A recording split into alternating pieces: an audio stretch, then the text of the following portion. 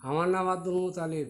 আমি একটা নতুন চ্যানেল খুলছি। আপনারা যদি ভালোবাসেন তা আমার চ্যানেলটা দেখবেন আর একটা রাব দিবেন। আমি এক গরিব মানুষ, আপনারা নিয়েই আমি আছি। এখন একটা বাজনা পরিবেশন করব, অনেকটা বাজনা পরিবেশন করব, আপনারা শুনেন। আপনারা শোনেন। শুরু করুন।